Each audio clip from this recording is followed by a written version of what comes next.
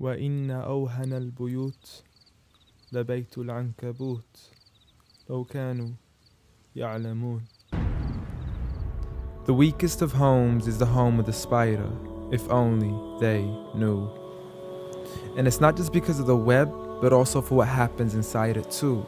The most fragile of homes, home to the most ferocious of family feuds, a husband and wife relationship that is solely based on being used for consummation. See, as soon as they finish mating, the wife would then consume the body of her own husband. It's disgusting, and so can the children be too.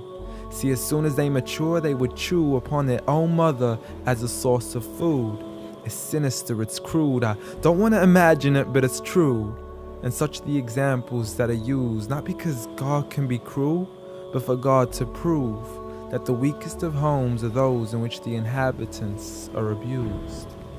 See, marriages are meant to bring happiness, and the home is a refuge of tranquility and comfort to all those who walk through. And if you ever do happen to fall into disputes, you must learn to understand that the marriage isn't always about you.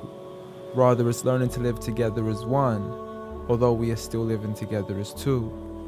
In a home where everybody knows that they belong, with love, kindness, and mercy, so we could all just get along, and there's no need for fighting every time something small goes wrong. Because you can't build a home upon violence and then expect it to stand strong. I mean, what kind of man would harm his wife in the darkness of the night, leaving her to bleed as he scars her for life, having to cover up her bruises as she tries to hide them from sight? See, he's so focused on her responsibilities, but fails to realize that he also owes her rights. See, as a husband, you're meant to provide, protect, respect, guide, and guard her. You are her garment, her lifelong partner, her Prince Charming who should charm her, her knight in shining armor. But a night has turned into a nightmare as he spends his nights trying to harm her.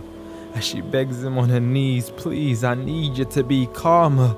I urge you, see, patience is a virtue. I never even heard you. I promise I didn't mean to hurt you. Please don't be mad.